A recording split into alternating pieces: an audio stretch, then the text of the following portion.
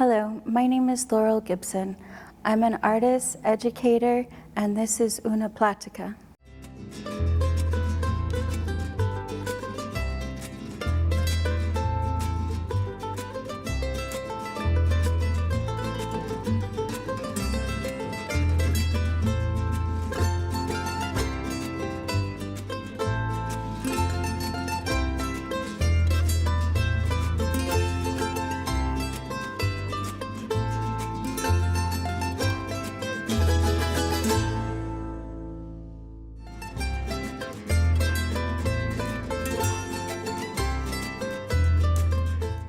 My first inspiration was my grandmother.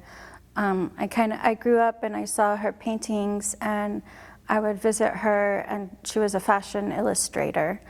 And she would teach me how to draw, and I would watch her every night.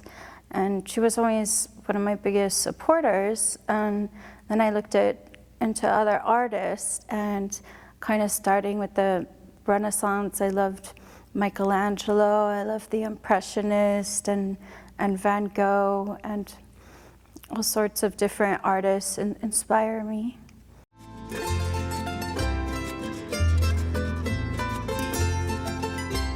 My culture is, I think it's pretty much Northern European. I haven't had it tested. I haven't had a DNA or one of those tests done, but I kind of consider my culture my environment, and I've always tried to place myself in environments that are pretty rich with cultural heritage. Like, I like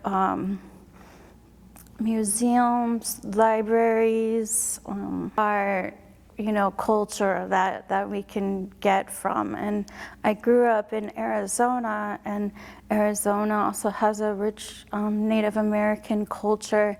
And I always enjoyed going to museums designated to that, ancient ritual spots and locations, and those stories were always inspiring to me. And I moved to San Antonio, and I love the vibrant culture of San Antonio's Mexican heritage and other Latin American heritage just that you see here.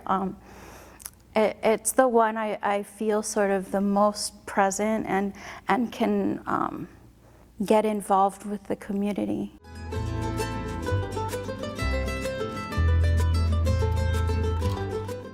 I think it's really vital to the community. It's important for children to look at a place and kind of grow into it. To have in the community that shows local artists is very important.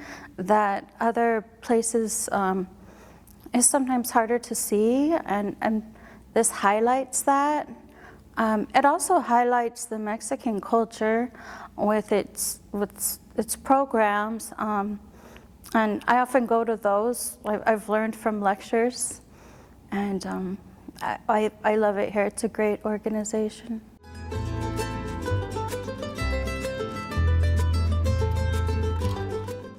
There's a lot of good, you're not going to go wrong. I do like the Virgin to Guadalupe because you can see just the same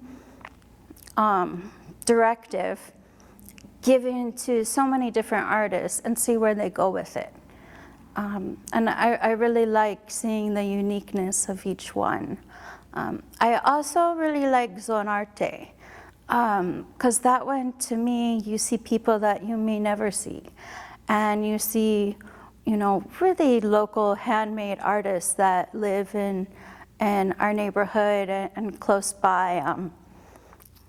So that one is completely always packed with, I don't know, maybe 50 or more different artists, and they're right there to tell you about their work too. So that's one of my favorite things.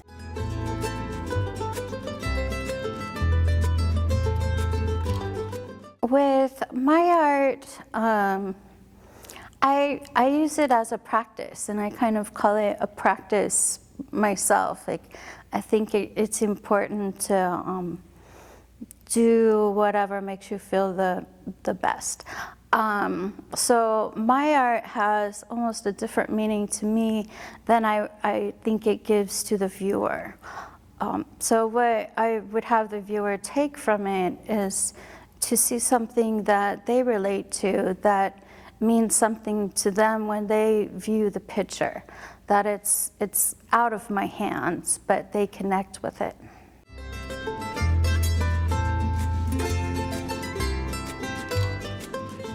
I would say that you need to be very dedicated, practice. Like as a child, my grandma would say, you need to practice at least 4 hours a day drawing. And it's a little tough, but I don't do that, but you really gotta do art all the time. You just make art. And then you be persistent.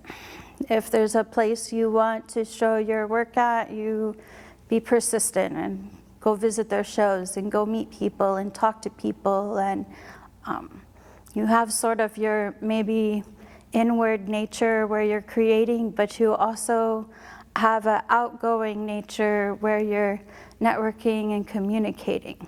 So there's a lot of different skills involved with being an artist other than creating the artwork. So I would be passionate about all of those to be a professional artist.